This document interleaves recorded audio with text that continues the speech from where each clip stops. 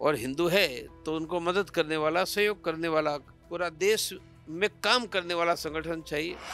जिनको कहते हैं कलर ब्लाइंड, चश्मे, तो आपके चश्मे थोड़ी एकता के रखो तो एकता दिखाई देगी। जगह जगह पर हनुमान चालीसा चलाओ, हनुमान चालीसा में सभी लोग एक होंगे, सबकी सेवा होगी, अपने आप एकता हनुमान चालीसा के अंदर से होती रहेगी। अंतर्राष्ट्रीय हिंदू परिषद की अभी एक कार्यक्रम हो रही थी और कार्यक्रम की खत्म होने के बाद अभी हमने जिनसे टाइम लिए है डॉक्टर प्रवीण भाई तोगड़िया अभी हमारे साथ जुड़े हुए हैं।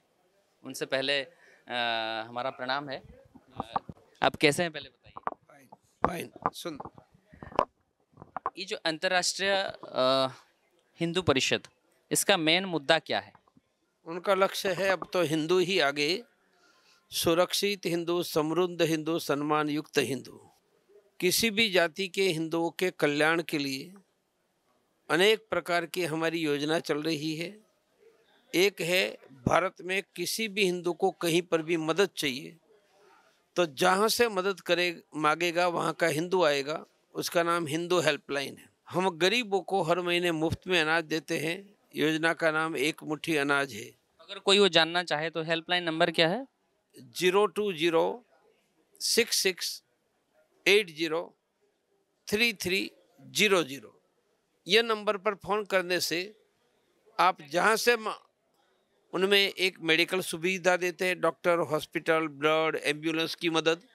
दूसरा, कहीं रहने की समस्या है, आप ट्रैवल में गए हैं, एकोमोडेशन रहने की, उनमें मदद करते हैं। तीसरा, कोई लीगल प्रॉब्लम हुआ तो एडवोकेट देते हैं। चौथा, गवर्नमेंट संबंधित कोई समस्या ही तो उसमें सहयोग करते हैं। अंतर्राष्ट्रीय हिंदू परिषद की आवश्यकता क्या है?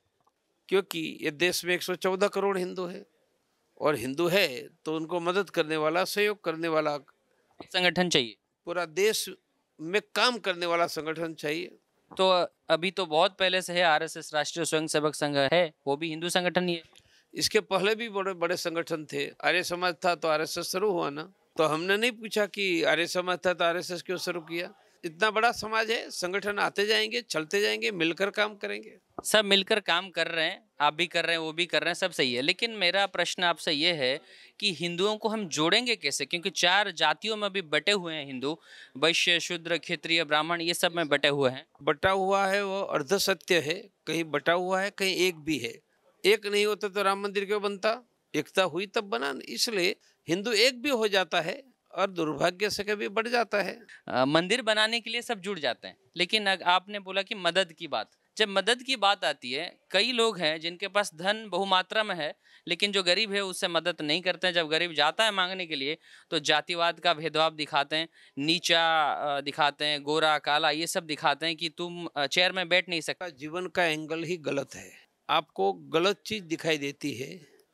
यह कुंभ हुआ, कुंभ में गंगा स्नान करने में किसकी जाति पूछी थी? कुंभ में करोड़ों लोग खा रहे थे, मैंने भी 1.25 करोड़ को बुलाया, कौन जाति पूछ रहा था? इसलिए आपका स्वयं का देखने का एंगल गलत है। ये देश में एकता है। जाति में न पढ़कर भी गरीबी कोई सेवा करने वाली मैं हजारों संस्थाओं को जानता हूँ।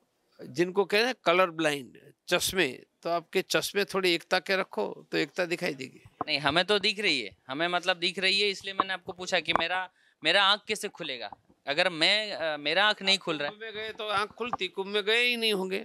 कुंभ में गए थे? जी नहीं, मैंने नहीं गया था। तो आँख कहाँ से खुलेगी? देखिए, एकता देखनी वहाँ जाते नहीं है।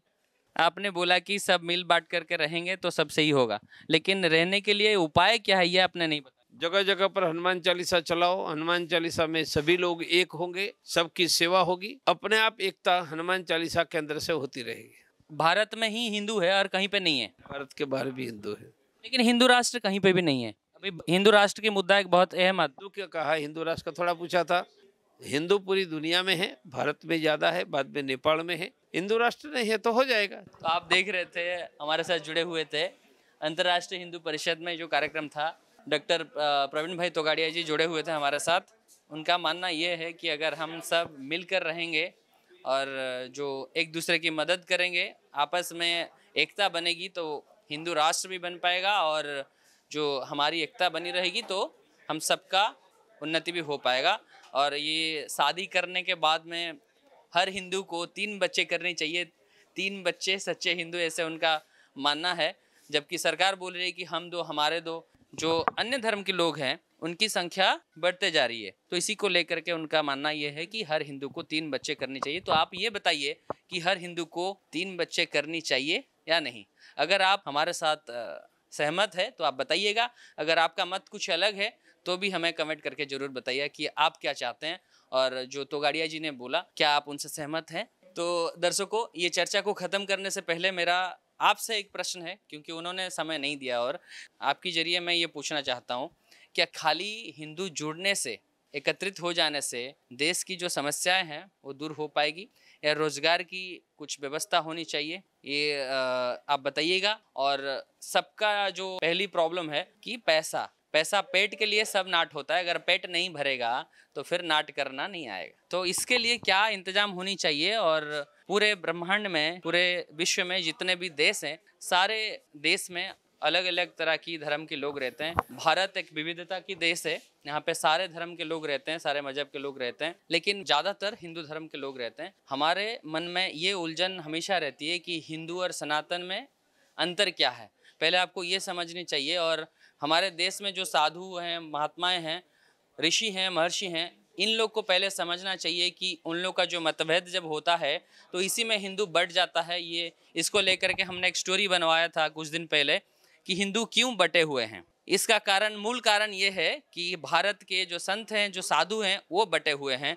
शंकराचार्य ये भी बटे हुए हैं। चारों शंकराचार्यों का मत पूरा भिन्न है, सब अपना अपना हिसाब से बोलते हैं। अभी प्रेमानंद जी महाराज और राम भद्राचार्य, इन दोनों को लेकर के अभी देश में पूरा बवाल खड़ा हुआ है। सारे मीडिया चैनल इसको दिखा रहे हैं, लेकिन इसका मूल कारण कुछ भी नहीं पता चल रहा है। कौन क्या बोल रहा है ये जनता को समझना मुश्किल हो रही है। किसके तरफ जाएगा जनता? प्रेमानंद महाराज की तरफ जाएगा, या फिर राम भद्राचार्य जी की तरफ जाएगा, या फिर जो मीडिया दिखा रही है, जो अनाप शनाप बक रही है, उस पे जाएगा? हम उन्हीं में से हैं, लेकिन हम ये बोलना चाहते हैं कि आप सही को चुनो। सनातन का मूल अर्थ क्या है उसको समझो। अगर आपको मैं बता दूं, मैं अगर गलत ना बोल रहा हूं, अगर मैं बोल रहा हूं तो आप मुझे सही कीजिएगा। चारों वेदों में सब कुछ है। हमारे जो पुराण है, ग्रंथ है, अगर हम उसको पढ़ेंगे, हमारे बच्चों को ये सिखाएंगे, शिक्षा व्यवस्था में अगर सुधार लाएंगे, जो अभी नहीं हो रही है, अगर गीता, भागवत ये सब हम पढ़ाएंगे बच्चों को, तो हमारी संस्कार अच्छा होगा। संस्कार अच्छा होगी तो फिर लोग बिगड़ेंगे नहीं। और जो एकता की बात हम पहले कर रहे थे, वो एकता अपने आप बन सकती है, हिंदू राष्ट्र भी बन सकती है। और हिंदू राष्ट्र में ये नहीं है कि कुछ लोगों का मानना ये हो सकता है कि हिंदू राष्ट्र का अगर बन गया तो फिर अलग जो धर्म के लोग हैं उन पर अत्याचार किया जाएगा। ऐसा नहीं है। इसको लेकर के हम नहीं बोल रहे हैं, धीरेन्द्र कृष्ण शास्त्री ये बोल रहे हैं कि हिंदू राष्ट्र बननी चाहिए। और ऐसा नहीं है कि हिंदू राष्ट्र बनने के बाद में यहाँ पे कोई मुसलमान नहीं रह सकता है।